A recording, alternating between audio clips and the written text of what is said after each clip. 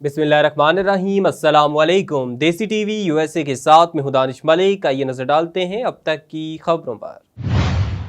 Election act 2017 के तहत election commission नई हल्का बंदियां करने का पाबंद है।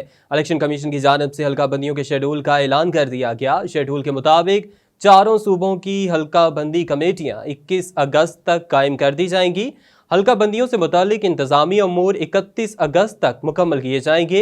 इलेक्शन कमीशन का कहना है कि 5 सितंबर से 7 सितंबर तक कौमी और सूबाई असम्बलियों का हल्का बंदियों का कोटा मुख्तस किया जाएगा।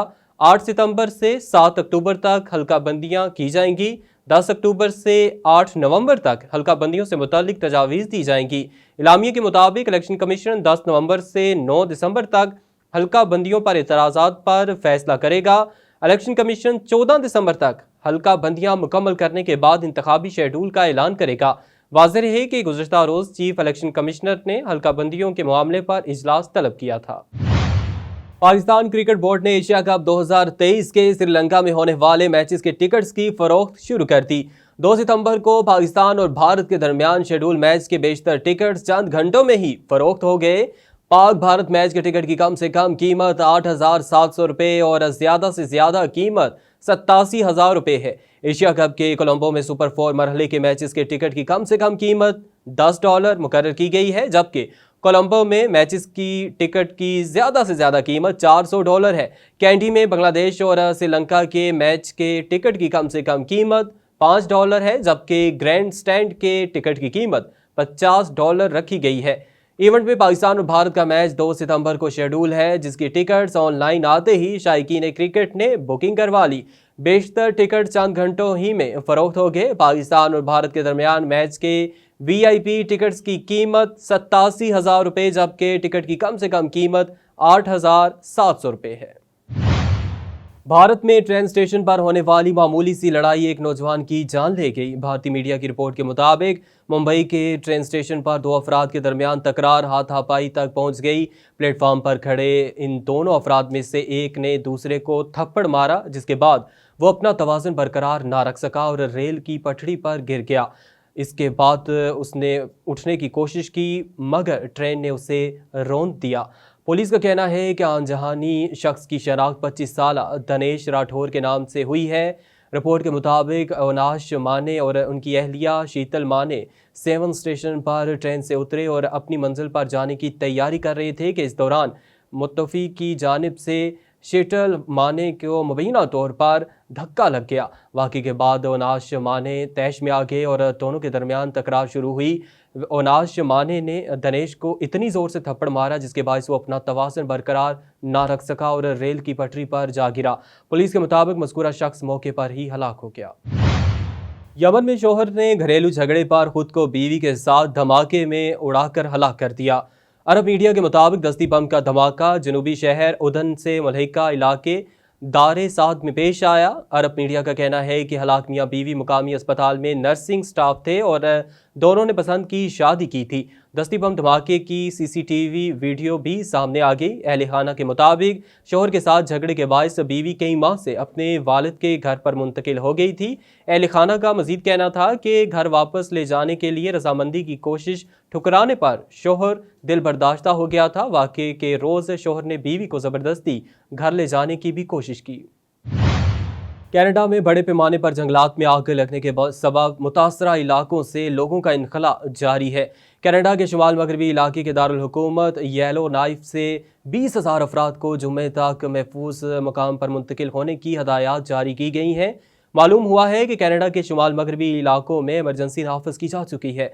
आग से मुतासरा इलाकों से लोगों के इनखला के लिए इमदादी कार्रवाइयों में फ़ौज भी हिस्सा ले रही है। कनाडा में 1,100 मकामात पर जंगलाती आग लगी है।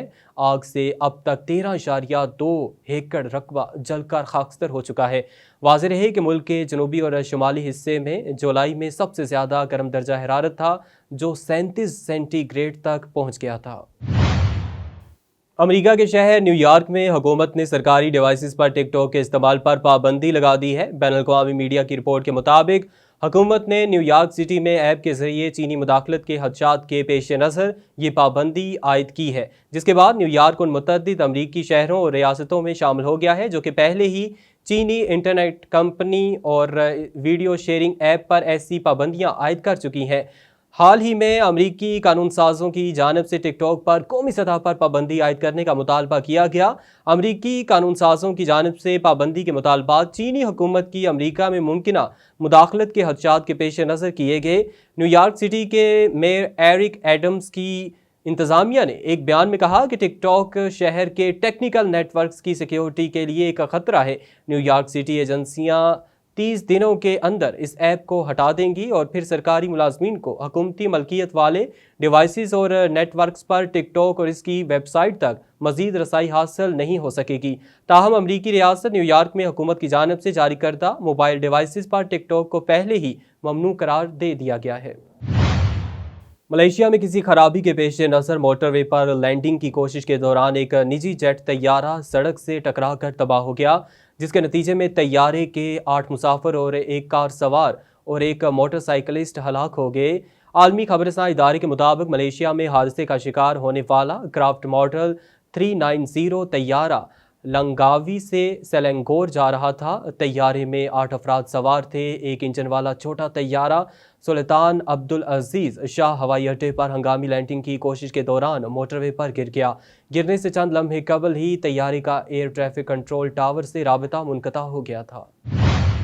آل جموں کشمیر مسلم کانفرنس کے صدر اور سابق وزیر اعظم سردار عتیق احمد خان نے دھیر کوٹ میں ٹھیکیدار سردار شاہد عباسی کی رہائش گاہ سینئر مسلم کانفرنس رہنماؤں کی ملاقات میں یوم نیلا بٹ کے حوالے سے مشاورت۔ اس موقع پر سابق چیئرمین یوتھ سردار عثمان علی خان، ڈاکٹر سردار عبدالشکور خان، راجہ محمد منیر خان، سردار عرفان عباسی، سید امجد گردیزی، ایڈوکیٹ قاری راجہ سکندر حیات خان، راجہ محمد شہباز خان، ملک سردار امان خان، اسد عباسی، اسامہ نیر عباسی، انضمام عباسی، اشفاق عباسی، احتشام عباسی، عقیل عباسی، عبدالسمیع عباسی، عبدالمعید عباسی اور یوتھ ونگ کے دیگر کارکنان بھی موجود تھے۔ اس موقع پر صدر مسلم کانفرنس سردار عتیق احمد خان نے کہا کہ تمام مسلم کانفرنسی کارکنان یوم نیلا بٹ کے جلسے میں اپنی شرکت کو یقینی بنائیں۔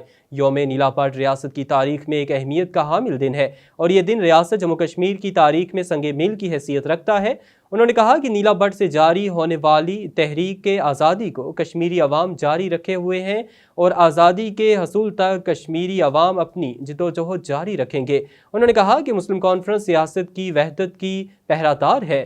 تحریک آزادی کشمیر میں کشمیریوں کی قربانیوں کو کسی طرح بھی فراموش نہیں کیا جا سکتا۔ خاتون اول محترمہ سمینہ عارف الوی کا اسمال انڈسٹریز ڈسپلے سینٹر کا دورہ۔ ڈسپلے سینٹر میں اخروٹ سے بنی لکڑی کا فرنیچر، قالین بافی، کبا، شال بافی اور پیپر ماشی سے بنی اشیاء کا معائنہ کیا اور محکمہ اسمال انڈسٹریز کی کاوشوں کو سراہا۔